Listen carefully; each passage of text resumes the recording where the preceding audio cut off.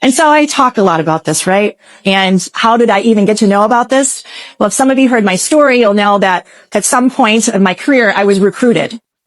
They thought I would be a good person on their side. I was recruited to business owners meetings in Metro Atlanta, as well as scientific meetings where I got to meet Dr. Craig Venter.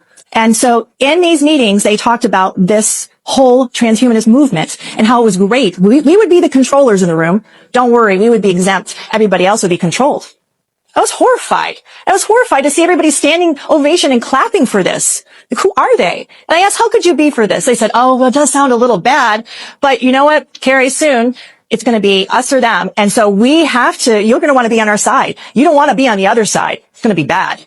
I said, I would never do that. You're a fool. You're a fool to think that this technology wouldn't be turned back on you, because we are human beings, right? And they have a supercomputer that wants to guide all of this. A computer doesn't care who you are. It has an algorithm. You have a dollar sign in your head. It's not like the Marines, all for one, one for all. A computer sees it as foolish, frivolous, right? So I had all this knowledge. That's how I got to know how to research for it. But I was still not happy. I'm a person I have to know, right? So I decided I'm going to look at inside of these vials. Even though it's not legal, I don't care, because if something goes against my God-given rights and my human rights, it is my duty to break that law. This is our world, our planet, our children, our bodies.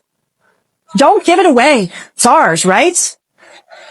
So this is one of the pictures of Moderna. I put 2 drops on a glass slide. I had a compound microscope. That's it, guys. You could get it easily, $300. And I had a white light going up on the middle and a glass top on the very top. And that's it. I waited 2 hours, and it was translucent at first, and all of a sudden colors appeared. Vibrant purples, blues, reds, greens. I'm like, I've never seen this chemical reaction. There was no chemical reaction, right? So I ended up finding out all these colors, actually, when they appear under a white light, that's a sign of a superconducting material inside these injections. All the manufacturers have that. What that means, it's proof they are putting an injectable computing system inside every single one of these vials. An injectable computing system. Did they say anything to any of us? No. Also, I saw a lot of metallic flex fragments. I didn't see anything about metal fragments on the ingredient list again. And these metallic fragments to me look a little more exotic. It's not like your typical aluminum, etc., right? This is not nanotechnology. I mean, this is not looking at nanotechnology. This is on a much grander scale. This is crazy. So this picture kind of has been going around, I think. There is self-assembling. This is 2 hours. It's not like 12 hours. 2 hours time. I also saw this thing. It was able to lift itself up off of the glass slide. It tentacles like you see here. It was able to move. It was my opinion, this is my interpretation, that it was self-aware. I've never encountered anything like that. I've done slides. I've done all kinds of preparation of slides of biologic materials, etc. Never have I witnessed anything like that. Surely, maybe some contamination, right? So 2 months later, I get another Moderna vial, and I look at it under the microscope, and what is that? Still trying to figure it out, guys. But we shouldn't have unidentified objects inside of these injections. Another of these string-like material, I'm like looking at, this almost looks like some kind of a living organism. And then I see another one. You may not know what that means. I do. These are parasites that are made to meld with your nervous tissue. Imagine a child that's forming their neural network. I want you to feel what I feel. I want you to get that righteous anger. We need it now. Guess what else it can do? The tentacles, it's called Hydra vulgaris. The tentacles have the ability to give a paralyzing, a venomous, or a toxic reaction. Why would they want that? Well, Hydra vulgaris is actually a organism that is immortal in the lab. It can continually renew itself. If you chop it up into tiny pieces, put it in a petri dish, it will actually self-assemble itself back over and over and over again innumerable times. It'll make itself anew. If you chop off a tentacle, 3 more will grow. And the transhumanists love this organism. They think it's fantastic. Then we start to see a lot of ring structures in here. Now, this one is with the Johnson & Johnson vial.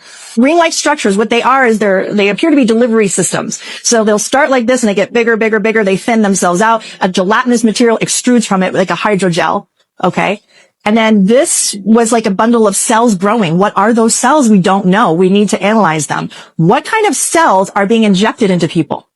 A crystalline structure, little crystals. Like literally this is like a kitchen sink, dirty kind of experiment going on. These are iridescent silicon-like wafers. If they pile on top of each other, they can make their own circuitry boards. Again, more hydrogel with more of these spheres, these rings. So I saw them in all the manufacturers, all of them. So no one is different than another. I don't care if they come out with a new one, guys. Don't ask me if it's safe to take it. They're all bad. But we were looking under the microscope at Pfizer vial. You see a lot of these dark particles. These are like graphene oxide particle material.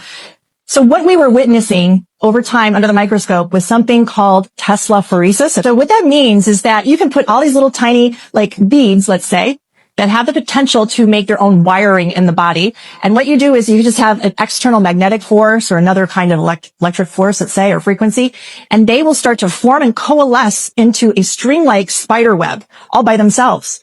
So you just have to put the junk in somewhere, turn on a frequency, and voila, it starts to make its own neural network, a string-like consistency. We were seeing it here inside of this vial, starting to coalesce, starting to form structures.